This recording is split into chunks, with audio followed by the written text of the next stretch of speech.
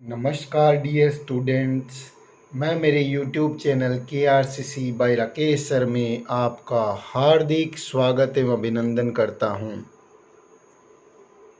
कक्षा 12 की प्रायिकता से संबंधित तीसरी कक्षा लेक्चर 3 में आपका हार्दिक स्वागत एवं अभिनंदन है।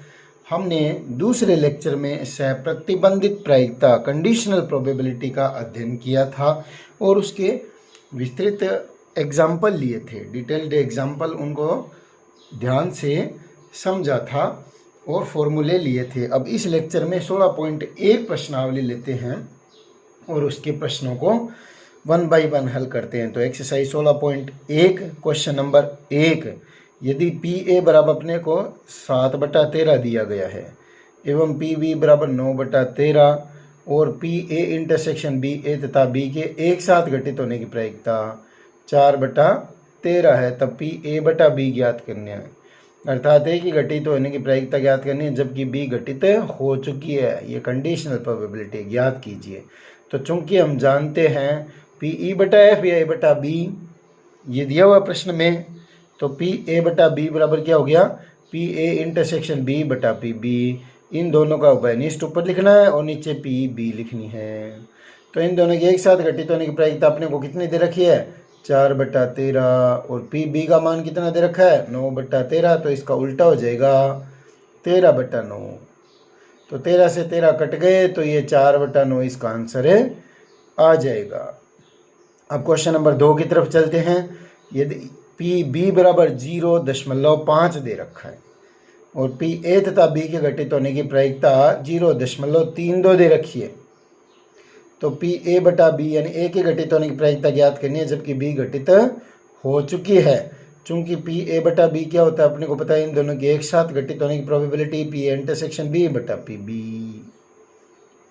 ठीक है, तो ये 0.32 यानी ये अपने को दिया हुआ है। दशमलव के बाद में अंक एक करके बोले जाते हैं। 0.32 नहीं बोलना चाहिए, 0.32 या 0.32 और 0.5 भाग दे दिया तो दशमलव हटा देते हैं, तो इधर 2 शून्य लगेंगे, ऊपर 1 शून्य लगेगा, तो ये कट जाएगा, तो 32/50 हो जाएगा।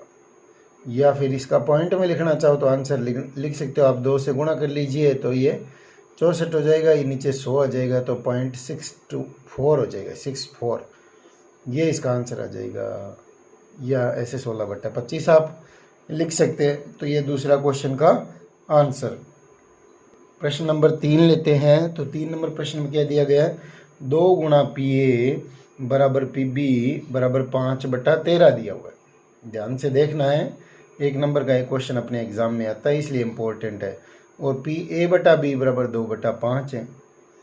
तो PA यूनियन B ज्ञात करना है, A या B की प्रायिकता अपने को ज्ञात करनी है। तो दिया गया है 2 गुणा PA बराबर 5/13, तो 2 को इधर ले जाते हैं तो ये 5 बटा क्या हो गया, 26 हो जाएगा। 2 इसके 13 के गुणा में आ जाएगा, 5/26। और PB कितना दे रखा है, 5/13। अब अपने को पूछा क्या है, और PA/B भी दे रखा है 2/5। तो PA यूनियन B ज्ञात करना है। तो यूनियन के लिए अपनों को इंटरसेक्शन ज्ञात करना होगा। अब चूंकि हम जानते हैं PA/B क्या होता है, PA इंटरसेक्शन B, इन दोनों के एक साथ घटित होने की प्रायिकता बटा PB की घटित होने की प्रायिकता। तो यहाँ से हम इंटरसेक्शन निकाल लेते हैं, तो ये PB को इधर गुणा कर देंगे, जिसको ज्ञात करना उसको अकेला रखते हैं। तो PA इंटरसेक्शन B बराबर क्या हो जाएगा, PB गुणा PA/B। तो PB का मान यहाँ पे रख देंगे, कितना होगा, 5/13, और PA/B का मान क्या होगा, 2/5 ही रख देंगे। तो यहाँ से A इंटरसेक्शन B निकल जाएगा और उसकी सहायता से हम A यूनियन B आसानी से ज्ञात कर सकते हैं। तो देखते हैं इसको। तो PA इंटरसेक्शन B क्या होगा, इसमें मान रख दिया अपने 5/13 PB का, और PA/B 2/5 रख दिया। तो ये 5 से 5 कैंसिल हो जाएगा, ये 2/13 आ जाएगा इसका A तथा B के एक साथ घटित होने की प्रायिकता। अब हमें पता है PA यूनियन B बराबर क्या होता है, PA plus PB minus PA intersection B। तो इसमें PA का मान रख देते 5/26 और PB का 5/13 और माइनस 2/13। तो इसको इसमें से सरल कर लेते हैं, तो ये कितना आ जाएगा आपका एलसीएम एक जैसा है तो ये आ जाएगा आपका 3/13। अब इसको दुगुना कर देते हैं तो 6/26 हो जाएगा। इनको दोनों को जोड़ देते हैं तो 11/26 ये आ जाएगा। तो अब हम चौथा प्रश्न लेते हैं, तीसरा हमारा हो चुका है। तो चौथा प्रश्न क्या कह रहा है, यदि PA बराबर 0.6 और PB बराबर 0.3 और PA इंटरसेक्शन B बराबर 0.2 हो तो PA/B और PB/A ज्ञात कीजिए। तो हल की तरफ चलते हैं। हल में दिया गया है PA बराबर 0.6 और PB बराबर 0.3 है, और ये भी दिया हुआ है PA इंटरसेक्शन B बराबर 0.2 है। अब अपने को ज्ञात करना है PA/B ज्ञात करना है। अब आप सोचिए इसका सूत्र क्या होता है। तो इसका सूत्र होता है इन दोनों की एक साथ प्रायिकता PA इंटरसेक्शन B बटा PB। तो PA इंटरसेक्शन B क्या दे रखा है 0.2 और ये 0.3 रख देते हैं। PB दशमलव हट जाएगा तो ये 2/3 आ जाएगा। एक एक अंक के बाद दशमलव है ना, तो इसको हटा देते हैं तो 2/3 इसका आंसर है होगा। अब अपने को ज्ञात करना PB/A। PB/A क्या होता है, इन दोनों की एक साथ घटित होने की प्रायिकता PB इंटरसेक्शन A बटा PA। अब PB इंटरसेक्शन A रे इंटरसेक्शन B तो एक ही बात होती है, क्योंकि इंटरसेक्शन है वो कम्यूटेटिव प्रॉपर्टी को होल्ड करता है, उसका पालन करता है। तो PA इंटरसेक्शन B 0.2 दे रखा है अपने पास, और PA कितना दे रखा है 0.6। दशमलव हटा देते हैं 2/6 अर्थात 1/3 इसका आंसर है आ जाएगा। इस प्रकार ये प्रश्न नंबर 4 भी हो गया। चलते हैं प्रश्न नंबर 5 की तरफ। प्रश्न नंबर 5 में क्या दे रखा है, यदि PA बराबर 0.8 है और PB बराबर 0.5 और PB/A बराबर 0.4 है तो ज्ञात कीजिए। ये तीन चीज़ें अपने को ज्ञात करनी है, PA इंटरसेक्शन B की प्रायिकता और PA बटा B की प्रायिकता, अर्थात A घटित हो ये B घटित हो चुकी है तब A के घटित होने की प्रायिकता ज्ञात करनी है, तथा तीसरे में PA यूनियन B की प्रायिकता या अर्थात A या B में से किसी एक के घटित होने की प्रायिकता या दोनों एक साथ घटित हो सकती है। ठीक है, A या B के घटित होने की प्रायिकता। अब वो परस्पर अपोरजी नहीं, ये दोनों चीज़ें इसमें शामिल होती हैं। तो इसकी प्रायिकता अपने को ज्ञात करनी है। अपने को दिया गया है PA बराबर 0.8 और PB बराबर 0.5 और PB/A 0.4 दे रखा है। अब अपने को ज्ञात क्या करना है, ये इंटरसेक्शन B A/B और ये ज्ञात करना है। चूंकि ये दे रखा है तो अब ये होता क्या है, तो PB इंटरसेक्शन है इन दोनों के एक साथ घटित होने की प्रायिकता बटा PA की घटित होने की प्रायिकता। अब B इंटरसेक्शन A को A इंटरसेक्शन B लिखा जा सकता है बटा PA है ही। अब हमें इसका मान रख देते हैं 0.4। ये P intersection PA intersection B पड़ा है और ये 0.8 है। अब इसको इधर गुणा कर देते हैं तो P इंटरसेक्शन B कितना हो जाएगा 0.32 गुणा करने पर। तो A तथा B के एक साथ घटित होने की प्रायिकता ये आ जाएगी 0.32। अब दूसरे प्रश्न में अपने को PA/B पूछा है, तो PA/B की प्रायिकता क्या होती है, इन दोनों के एक साथ घटित होने की प्रायिकता PA इंटरसेक्शन B बटा PB। ठीक है, तो इसमें मान रख देते हैं 0.32 बटा 5, दशमलव हटा लेते हैं 32/50, ये दुगुना कर देते हैं, ये 16/25 लिख सकते हो आप, इसका दुगुना कर सकते हैं 64/100, तो 0.64 आ जाएगा आपका। पॉइंट में निकालना चाहते हैं तो पॉइंट भी निकल जाएगा, पॉइंट में भी आंसर निकल सकता है। तो तीसरा क्या हो गया, अब तीसरा देखते हैं PA यूनियन B बराबर PA plus PB minus PA intersection B होता है। PA क्या 0.8 और ये 0.5 और माइनस 0.32, तो ये क्या हो गया 1.30 हो गया इन दोनों का जोड़। अब इसमें से 0.32 घटा देते हैं तो ये 0.98 आंसर आएगा। तो इस प्रकार हमारा पांचों प्रश्न भी आसानी से हो जाता है। अब हमारे पास 6 से 14 तक के प्रश्न शाब्दिक है, उनको हमें मैथमेटिकली कन्वर्ट करना होगा। इसलिए हम जो घटित हो चुकी है घटना उसको हम हर प्रश्न में क्या मानेंगे, अगर नहीं दी हुई है तो जो घटित हो चुकी है उसको F मानेंगे, और जिसकी प्रायिकता ज्ञात करनी है उसको हम क्या मानेंगे, E मानेंगे। ये ध्यान देना है, क्या मानेंगे, E मानेंगे। और हम किसी प्रश्न में जिसमें पूछा गया तो वो PE बटा F निकालेंगे। ये बता देते हैं आपको, ध्यान से देखना है। तो प्रश्न नंबर 6 की तरफ चलते हैं। तो एक परिवार में 2 बच्चे हैं, दो चाइल्ड है, अपने पास दो बच्चे हैं। यदि यह ज्ञात हो कि दोनों बच्चों में से कम एक बच्चा लड़का है, अर्थात ये घटना घटित हो चुकी है, यह ज्ञात हो, दिया गया है, तो जो दी गई है घटना उसको हम क्या मानेंगे, एफ मानेंगे। और जिसकी प्रायिकता ज्ञात करनी है उसको हम क्या मानेंगे, ध्यान देना है, ई मानेंगे। ये आप दिमाग में फिट कर लीजिए, क्योंकि इससे आपकी क्या है, ये एक बार ये सेटअप हो जाएगा क्वेश्चन। जैसे आगे पी ई इंटरसेक्शन एफ दिया हुआ है, ये sorry P E by F ज्ञात करना है, तो पी ई इंटरसेक्शन है बटा पी एफ, इससे निकाल लेंगे। तो दोनों बच्चों के लड़का होने की प्रायिकता ज्ञात कीजिए, दोनों बच्चों के लड़का होने की प्रायिकता ज्ञात करनी है। तो एक परिवार में दो बच्चों से संबंधित प्रतिदर समष्टि, तो दो बच्चे कैसे कैसे हो सकते हैं, तो लड़की को हम जी से लिखेंगे गर्ल्स, और बॉयज़ को क्या लिखेंगे, बी से लिखेंगे। तो पहले लड़की हो गई, बाद में लड़का हो गया, तो ये दो बच्चे, और फिर पहले लड़का हो गया, बाद में लड़की होगी, फिर दोनों लड़कियां हो गई और दोनों लड़के हो गए। तो ये इस प्रकार से दो बच्चे एक परिवार में हो सकते हैं। तो इससे संबंधित अवयव कितने, नंबर ऑफ एस कितने हो गए, 4 हुए। कितने हुए, 4, जहाँ जी लड़की और बी लड़का है। अब माना घटना ई बराबर क्या है, दोनों बच्चों के लड़का होने की घटना, ठीक है। यानी जो ज्ञात करना है वो देखो, दोनों बच्चों के लड़का होने की प्रायिकता ज्ञात करनी है, तो दोनों बच्चों के लड़का होने की घटना जिसको ज्ञात करना है उसको ये ई मान लेते हैं। तो दोनों बच्चे लड़के, यानी बी बी हो जाए तो दोनों बच्चे लड़के हो सकते हैं, ठीक है, बॉयज़ बॉयज़। और एफ क्या है, कम से कम एक बच्चा लड़का है, तो एटलीस्ट कम से कम एक बच्चा लड़का तो है ही, तो दोनों लड़के भी हो सकते हैं, ध्यान देना। दोनों लड़कियां नहीं हो सकती, क्योंकि दोनों लड़की कंडीशन में एक लड़का नहीं है, अपने को कम से कम एक लड़का तो लेना ही है। तो इन स्थितियों में से कौन कौन सी में कम से कम एक लड़का है, तो इसमें भी एक लड़का है और इसमें भी एक लड़का है, तो इसमें भी कम से कम एक लड़का तो है ही। दोनों लड़के हो जाएं तो भी कम से कम एक लड़का तो है ही, तो ये कंडीशन आ जाएगी एफ। तो नंबर ऑफ एफ निकाल लीजिए, नंबर ऑफ एफ कितना हो जाएगा, 3 है। कितनी है, 3 है।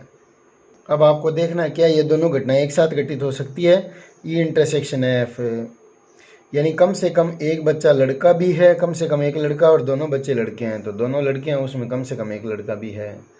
तो इन दोनों में कॉमन कितना है, वो बी बी है। तो number of E intersection F बराबर क्या है, 1 हो गया। तो पी ई बटा एफ ज्ञात करना है, यानी ये घटना घटित हो चुकी है, कौन सी, एफ है, कम से कम एक लड़का हो चुका है, तो दोनों बच्चों के लड़का होने की प्रायिकता,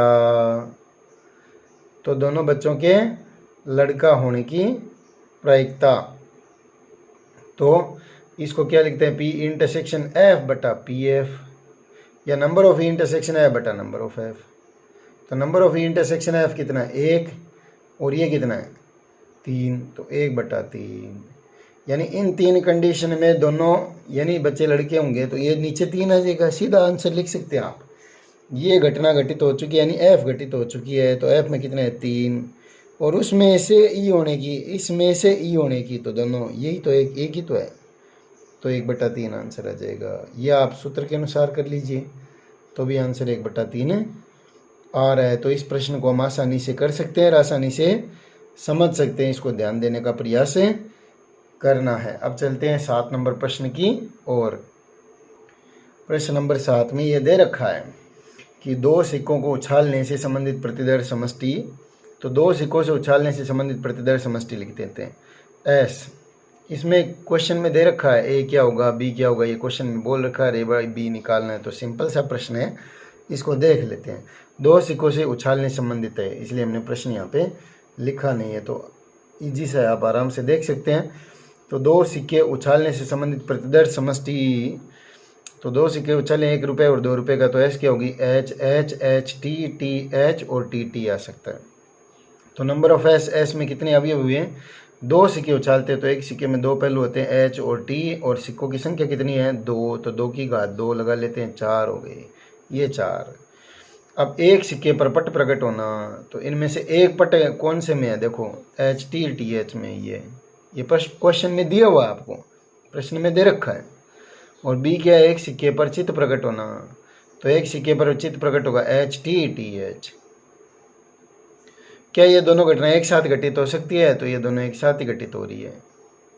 तो ए इंटरसेक्शन बी में भी ये दोनों आ जाएगी, एक चित भी है एक बट भी है, H T A T H. Number of A intersection B 2 हो गया। नंबर ऑफ बी कितना है 2। अब पी ए बाई बी निकालना अपने को क्वेश्चन में दे रखा है, ए बाई बी ज्ञात कीजिए, तो वो क्या होता है पी ए इंटरसेक्शन बी बटा पी बी, या number of A intersection B बटा नंबर ऑफ बी। अब number of A intersection B कितना है 2 और बटा नंबर ऑफ बी कितना है 2, तो 2 बटा 2 क्या आया, एक आंसर आ गया इसका। तो 7वें के पहले प्रश्न का आंसर क्या होगा 1। 7वें का दूसरा लेते हैं, इसमें एक क्या दे रखा है, कोई पट प्रकट नहीं होता। तो अपने को पता है 3 घटनाओं में कम से कम एक पट तो है ही, एच टी टी एच और टी टी में कोई पट नहीं प्रकट होता, वह एच एच है। और इसी प्रकार बी कोई चित्त प्रकट नहीं होता, तो वो टी टी है। तो नंबर ऑफ बी निकाल लेते हैं, वो कितना है 1। तो नीचे वाले चाहिए अपने को, तो नंबर ऑफ बी या नंबर ऑफ एफ इस टाइप से लिखते हैं। क्या ये दोनों घटना एक साथ घटित हो सकती है, तो ए इंटरसेक्शन बी ले लेते हैं। तो ये नहीं हो सकती है, क्योंकि कोई पट नहीं होगा तब कोई चित्त नहीं होगा, कोई चित्त नहीं होगा तब कोई पट नहीं होगा, तो ये खाली रहेगा, ये अफाई होगा। तो number of A intersection B कितना आएगा 0। कितना आएगा 0। तो पी ए बाई बी निकालते हैं, पी ए बाई बी क्या होगा, पी ए इंटरसेक्शन बी बटा पी बी, या number of A intersection B बटा नंबर ऑफ बी।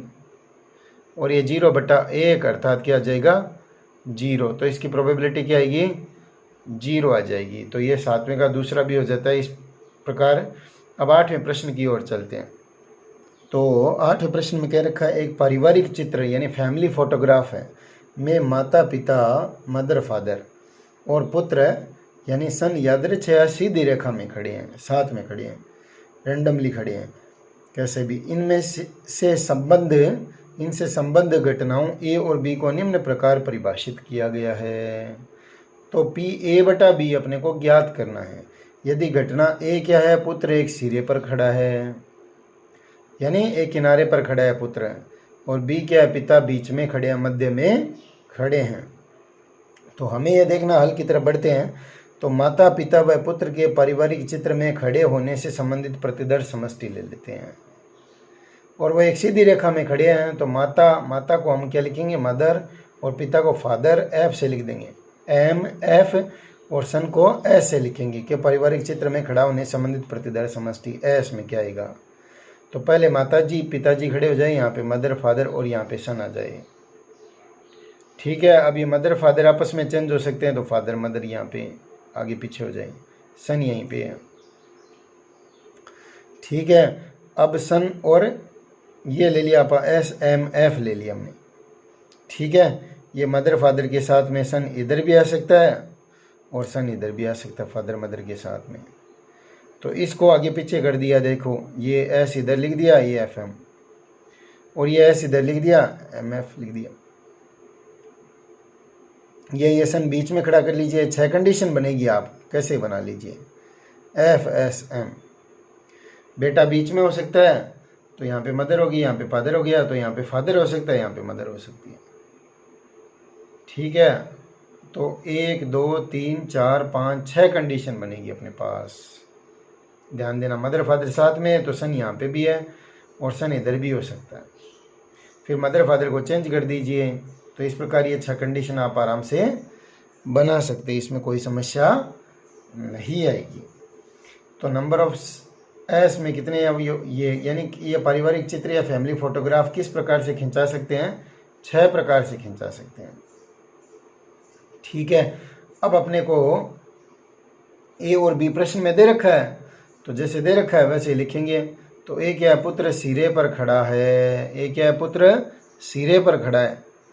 अब पुत्र सिरे पर खड़ा है तो उनमें कौन कौन सी कंडीशन है, जैसे पुत्र इस तरफ खड़ा है तो माता पिता मदर फादर, और इस कंडीशन में भी पुत्र सिरे पर खड़ा है तो फादर मदर, और इस तरफ खड़ा कर दीजिए पुत्र को मदर फादर, और इस तरफ खड़ा कर दीजिए पुत्र को फादर मदर, और बीच में खड़ा होने की 2 कंडीशन वहाँ पे लिखी हुई, वो इसमें आएगी नहीं क्योंकि इसको हमें सिरे पर खड़ा करना है। और बी क्या है, पिता मध्य में खड़े हैं, तो पिताजी को यहाँ पे खड़ा कर दीजिए एफ, तो यहाँ पे सन और मदर। अब इनकी स्थिति चेंज कर सकते हैं, मदर सन। समझ गए। तो नंबर ऑफ बी कितना है 2। क्या ये दोनों घटनाएं एक साथ घटित हो सकती है? पुत्र सिरे पर और फादर बीच में, बिल्कुल हो सकती है। तो पिताजी बीच में और पुत्र सिरे पे, तो यहाँ पे भी आ सकता है, इस तरफ भी आ सकता है। तो ये दो घटनाएं इसमें क्या होगी? कॉमन होगी। तो number of A intersection B कितना होगा? 2। अब निकालना क्या है? पी ए बाई बी, यानी बी घटना घटित हो चुकी है, पिता मध्य में खड़े हैं, ये घटित हो चुका है, यानी इसमें से ये घटित हो चुका है। तो पुत्र सिरे पर खड़ा है, पुत्र सिरे पर खड़ा है, इसकी कंडीशन कितनी है? 2। तो पिता बीच में खड़े हैं, ये यानी मध्य में खड़े हैं, तो पुत्र सिरे पर ही खड़ा होगा, तो यहाँ पे 2 आएगी। 2/2 1 प्रोबेबिलिटी आएगी इसकी। ठीक है, तो इसकी प्रायिकता क्या होगी? ये 1 है। तो ये भी अच्छा प्रश्न है एग्जाम की दृष्टि से और कंपटीशन पॉइंट ऑफ व्यू से अच्छा प्रश्न है, तो इसको भी हमने कर लिया है। क्वेश्चन नंबर 9 की तरफ बढ़ते हैं। तो क्वेश्चन नंबर 9 में दे रखा है, अपने को दिया गया है, ये क्वेश्चन में दे रखा है, तो क्वेश्चन लिखने की आवश्यकता इसमें नहीं है। ए दे रखा है 1 3 5, ये एक पासे से रिलेटेड है। तो ए दे रखा है 1 3 5 और बी है 2 और 3, आना कोई घटना होगी। ये प्रश्न में ऐसे दे रखा है, मैथमेटिकली दे रखा है अपने को, और सी है 2 3 4 5, और पासे से संबंधित प्रतिदर्श समष्टि ये हमने लिखी है, वो इसमें क्या होता है 1 2 3 4 5 6 तक अंक आ सकते हैं। अब अपने को यहाँ पे ज्ञात करना है पी ए बाई बी ज्ञात करना है। तो पी ए बाई बी क्या होता है? अपने को पता है पी ए इंटरसेक्शन बी बटा P B, P A intersection B बटा पी बी, या number of A intersection B बटा नंबर ऑफ बी। तो ए इंटरसेक्शन बी, ए और बी में हम एक साथ देखते हैं, इन दोनों में कॉमन क्या है बताइए? तो इन दोनों में कॉमन 3 है, तो एक एलिमेंट ही तो कॉमन हुआ, तो ये 1 यहाँ पे लिख दिया। और नंबर ऑफ बी कितना है अपने पास? 2। तो पी ए बाई बी की प्रोबेबिलिटी कितनी आ जाएगी? 1/2। जहाँ ए इंटरसेक्शन बी में इन दोनों में उभयनिष्ठ अर्थात कॉमन एलिमेंट क्या है? 3 है, और वो 3 एक ही तो एलिमेंट है, तो 1 और बटा नंबर ऑफ बी 2, तो पी ए बाई बी की प्रायिकता 1/2 हो गई। अब पुनः अपने को पी बी बाई ए ज्ञात करना है। पहले में 2 चीज़ें पूछी है, 3 प्रश्न पूछे अपने पास, पहले में भी 2 चीज़ें पूछी हैं, और दूसरे में भी 2, और तीसरे में भी 3 प्रश्न, तीसरे में भी 2 चीज़ें पूछी अपने को, तो ऐसे 3 प्रश्न पूछे हैं। तो पुनः पी बी बाई ए क्या होता है? पी बी इंटरसेक्शन ए बटा पी ए। तो बी इंटरसेक्शन ए या इंटरसेक्शन बी तो एक ही बात है, तो number of A B intersection A, तो ए और बी में कॉमन वही चीज़ यहाँ पे है, तो वो 1, और नंबर ऑफ ए का भाग देना है, तो यहाँ पे 3 एलिमेंट है नंबर ऑफ ए में, कितने हैं? 3 है, तो ये ध्यान देना है। तो ये प्रश्न पहला हो जाता है 9वीं का पहला। अब दूसरे में क्या दे रखा है? पी ए बाई सी ज्ञात करना है अपने को, तो वो होता है, सीधा ही लिख लेते हैं, number of A intersection C बटा नंबर ऑफ सी। तो ए और सी में क्या कॉमन है? ध्यान से देखिए, ए और सी में क्या कॉमन है? 3 और 5 है यहाँ पे, तो इनकी संख्या कितनी होगी? 2, और बटा नंबर ऑफ सी में कितने एलिमेंट हैं? 4, तो 2/4 यानी 1/2 इसका आंसर हो गया। और ये यहाँ पे लिखा number of A intersection C, और नंबर ऑफ सी भी अपने को 4 दिया हुआ। अब इसका दूसरा part P C by A क्या होगा? Number of C intersection A बटा नंबर ऑफ ए। तो सी इंटरसेक्शन ए, ऊपर ए इंटरसेक्शन सी किया था हमने, तो वो 2 है, बटा नंबर ऑफ ए का भाग दे देते 3 है, 2/3। तो इसी प्रकार दूसरे के अपने पास है, दोनों पार्ट हो जाते हैं। अब तीसरे में चलते हैं, तो तीसरे में ये पूछा है, ध्यान से देखना आपको, तीसरा इंपॉर्टेंट है 1 नंबर की दृष्टि से, एग्जाम पॉइंट ऑफ व्यू से इंपॉर्टेंट क्वेश्चन है, ध्यान से देखना है। पी ए यूनियन बी बटा सी की प्रायिकता ज्ञात करनी है, यानी ए यूनियन बी के घटित होने की प्रायिकता ज्ञात करनी है, जबकि सी घटित हो चुकी है। तो हम इसको ए मानते हैं, ये बी मानते हैं, तो इन दोनों की प्रोबेबिलिटी या ई मान लेते हैं और इसको एफ मान लेते हैं, तो इन दोनों का इंटरसेक्शन लेना है। तो इसकी प्रोबेबिलिटी क्या होगी? Probability of A union B intersection C बटा प्रोबेबिलिटी ऑफ सी। तो इन दोनों के एक साथ घटित होने की प्रायिकता, एक साथ का मतलब इंटरसेक्शन लेना है, बटा पी सी। और या ये कह दीजिए इसमें number of A union B intersection C बटा नंबर ऑफ सी। तो ये निकाल लेते हैं। अब ए यूनियन बी लेते हैं, तो ए क्या अपने पास 1 3 5 और बी क्या 2 3, तो ए यूनियन बी क्या आ जाएगा 1 2 3 5। तो 1 2 3 5 ए यूनियन बी यहाँ पे लिखा हुआ है और इसका कॉमन लेना है सी अर्थात 2 3 4 5 के साथ। तो इन दोनों में एक जैसा क्या है, इन दोनों में एक जैसा क्या है 2 3 5। अब इसके नंबर लिख लेते हैं। Number of A union B intersection C ये 3 है और नीचे नंबर ऑफ सी आएगा। तो नंबर ऑफ सी में इतने एलिमेंट अपने पास पता ही है, ये 4 एलिमेंट है सी में। तो पी ए यूनियन बी बटा सी की प्रायिकता कितनी हो गई 3/4। अब इसी प्रकार तीसरे का दूसरा हिस्सा है, ये आपको करना है इसको सरल है। पी ए इंटरसेक्शन बी बटा सी की प्रायिकता निकालनी है और इसका आंसर कमेंट बॉक्स में आपको ज़रूर लिखना है। हम इसका फॉर्मूला आपको बता देते हैं, इन दोनों का एक साथ का नंबर।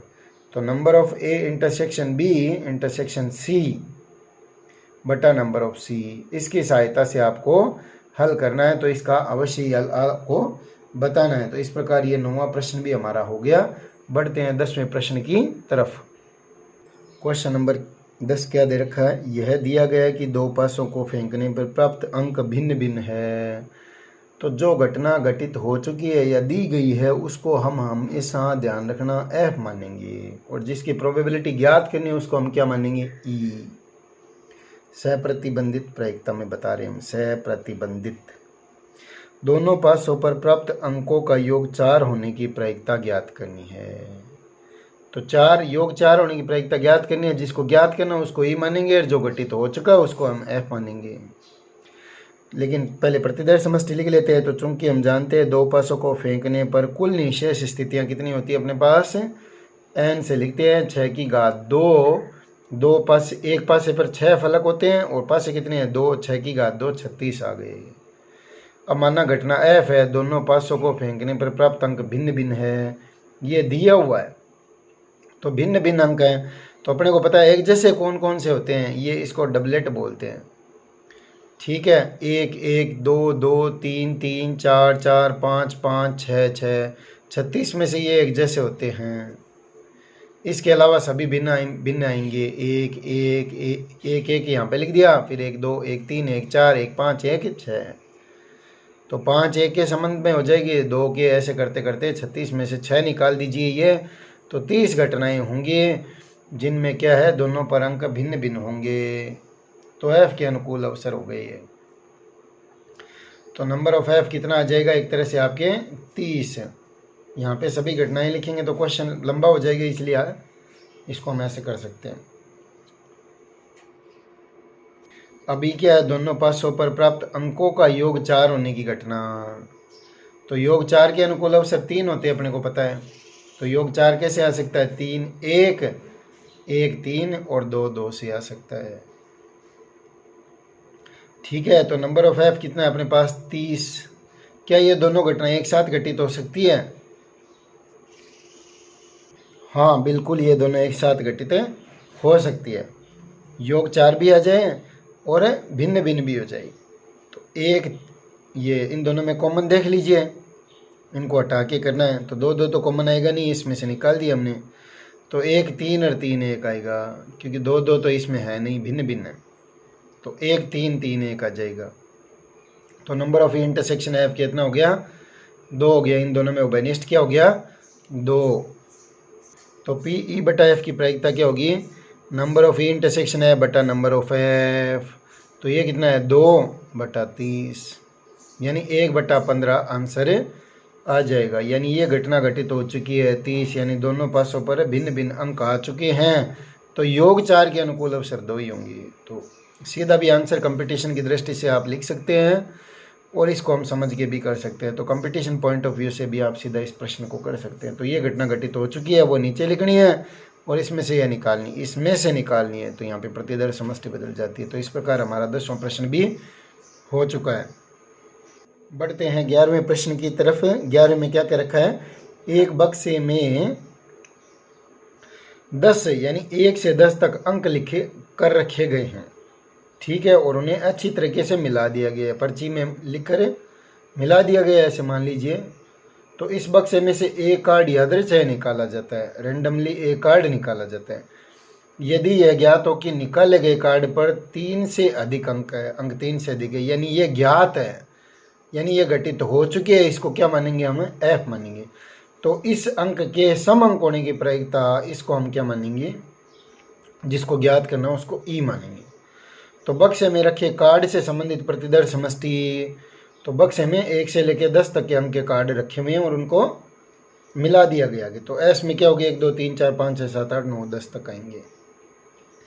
और घटना एफ क्या है, कार्ड में 3 से अधिक अंक अंकित होने के घटना, यानी यह घटित हो चुकी है, यानी निकाले गए अंक 3 से अधिक है। तो 3 से अधिक अंक कौन कौन से, इसमें देखो 4 5 6 7 8 9 10 तक लिख लेते हैं। तो नंबर ऑफ एफ कितना हुआ यहाँ पे, 7। कितना हुआ, 7। और जिसको ज्ञात करना है उसको हम ई मानते हैं। तो ई क्या है, सम अंक होने की प्रायिकता। तो इनमें देखिए सम अंक कौन कौन से हैं जो 2 के पाड़े में आते हैं, तो 2 4 6 8 10, तो ये सम अंक हो गए। अब आप ये देखिए, ये नंबर ऑफ ई भी लिखा हुआ है, वैसे इसकी कोई आवश्यकता नहीं है, नंबर ऑफ ई भी लिखना चाहते हैं तो आप लिख सकते हैं। तो जो नीचे आता है उसका ही नंबर हम लिखते हैं। क्या ये दोनों घटनाएं एक साथ घटित हो सकती है क्या, ये देखना।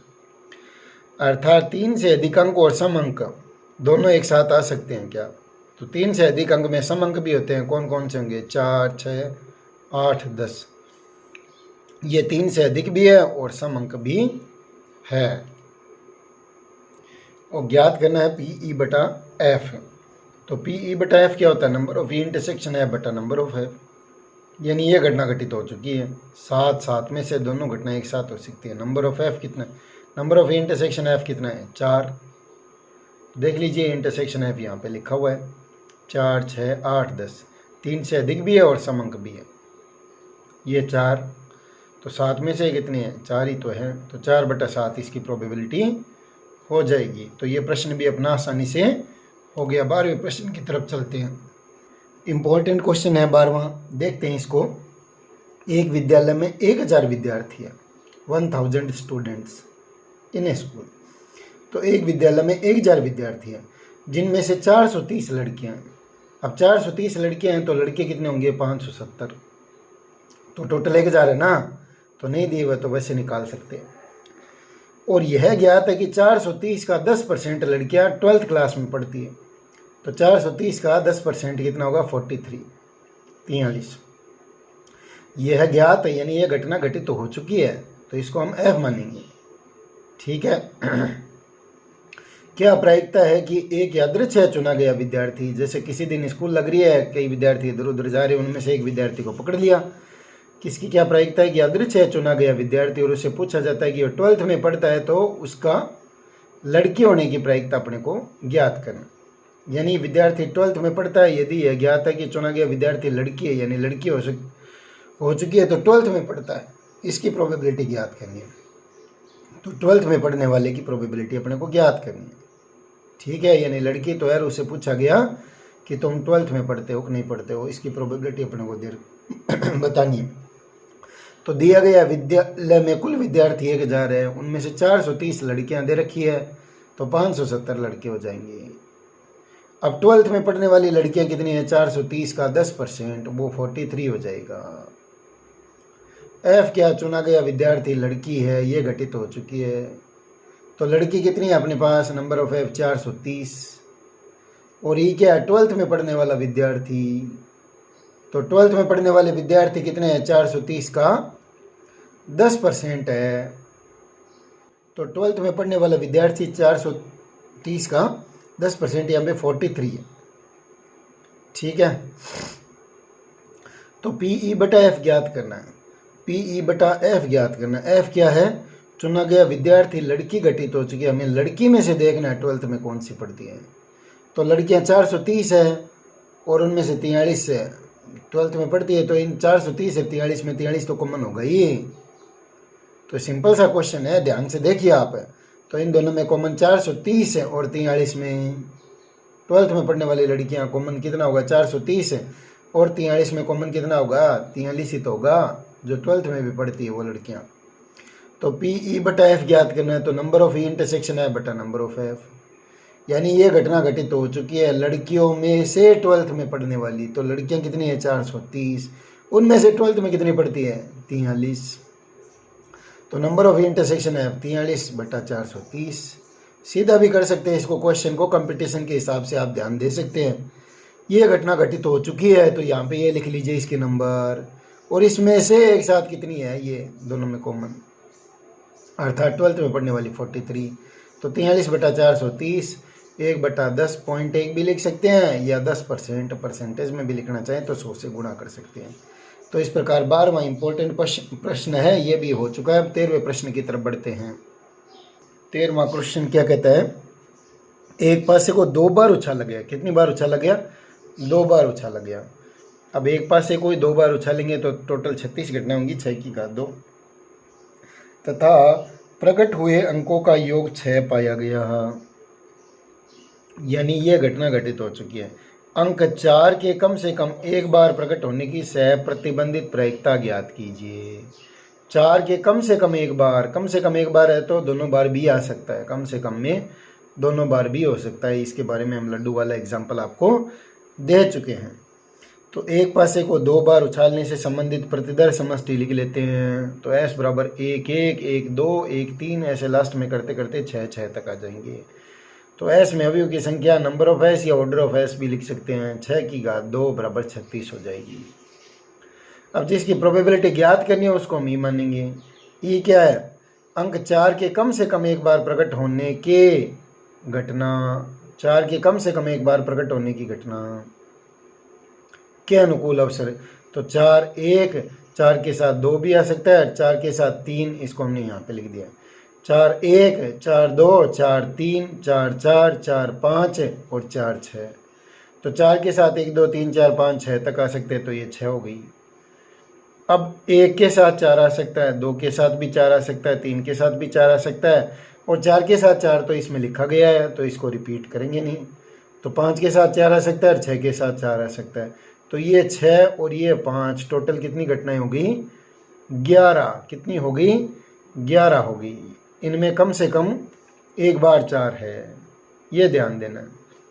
अब F किसको मानेंगे, प्रकट हुए अंकों का योग 6 पाया गया, 6, तो उसको हम F मानेंगे। देखते हैं, तो प्रकट हुए अंकों का योग 6, तो योग 6 की घटना कितनी होती है, 5 होती है। कौन कौन सी, योग 6 कैसे कैसे आ सकता है, 2 पासों पर, 2 4, 4 2 से जोड़ 6, 1 5, 5 1 और 3 3, तो जोड़ इन सभी में 6 है। तो नंबर ऑफ F कितनी होगी, ये 5 है। कितनी होगी, 5। अब क्या दोनों घटना एक साथ घटित हो सकती है, जोड़ 6 के साथ साथ कम से कम एक 4 भी आ जाए तो हो सकती है। तो 2 4 4 2, तो नंबर ऑफ इंटरसेक्शन F कितना हो गया, 2। अब प्रोबेबिलिटी P/E/F निकालना है, तो नंबर ऑफ इंटरसेक्शन है बटा नंबर ऑफ F। तो ये 2 और बटे टोटल कितनी है, नंबर ऑफ F कितने, 5। तो 5 में से कितनी है, 2। तो सीधा कंपटीशन के दृष्टिकोण से भी निकाल सकते हैं, और दुगना कर लेंगे 4/10, तो 0.4 इस हिसाब से भी निकाल सकते हैं। तो इस प्रकार हमारा 13वां प्रश्न भी हो जाता है। क्वेश्चन नंबर 14 की तरफ बढ़ते हैं, इस एक्सरसाइज के अंतिम क्वेश्चन की ओर। तो क्वेश्चन नंबर 14 क्या कहता है, बहुत इंपॉर्टेंट क्वेश्चन है। वृक्ष आरेख से संबंधित हम एक एग्जाम्पल भी कर चुके हैं, तो इससे रिलेटेड ही क्वेश्चन है, इसको हम देखते हैं। एक सिक्के को उछालने पर विचार कीजिए। यानी अपने को एक सिक्के को उछालना है, तो सिक्के को उछालते हैं, मन रूपी आंगन में आप सिक्के को उछालिए, तो H और T आएगा। यदि सिक्के पर चित्त प्रकट हो, अर्थात H प्रकट हो, तो सिक्के को पुनः उछालना है, यानी H के साथ H और T वापिस।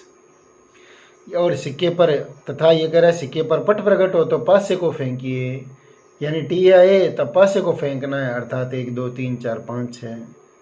यदि घटना कम से कम एक पट प्रकट होना दिया गया है, अर्थात ये F होगी, तो पासे पर 4 से बड़ा अंक प्रकट होने की प्रायिकता, यानी ये E ज्ञात करनी है, सह प्रतिबंधित प्रायिकता ज्ञात करनी है। इस प्रकार का हम एग्जाम्पल नंबर 6 कर चुके हैं।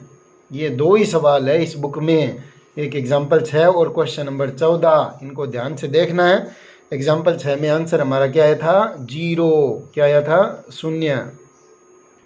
तो इसके हल में लिखते हैं, प्रश्नानुसार दी गई स्थिति का वृक्ष आरेख, सीधा ही लिख सकते हैं हम, इसका ट्री डायग्राम बना लेते हैं।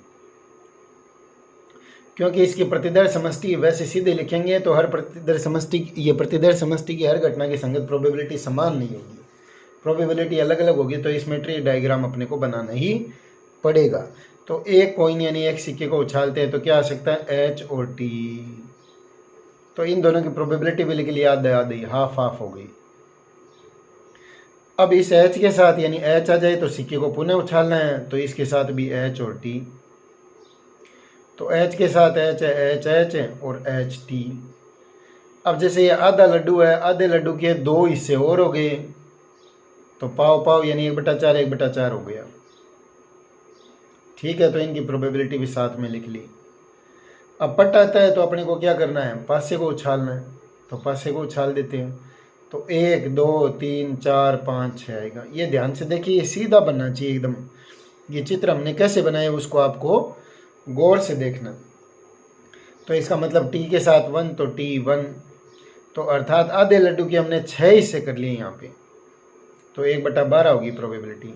अब टी के साथ 2 टी 2, इसकी भी 1/12, टी 3 1/12 आ जाएगी, टी 4 1/12 और टी 5 की 1/12 और टी 6 की भी 1/12 आ जाएगी। तो ये वृक्ष आरेख आपको भली भांति समझ में आ गया। इसको ट्री डायग्राम भी बोलते हैं। वृक्ष आरेख ये बनाना है अपने को इन क्वेश्चन में। क्यों बनाना है, क्योंकि एक सिक्के को उछालने के बाद सिक्का पुनः उछालते, पासा उछालते, इस प्रकार के प्रश्न होंगे।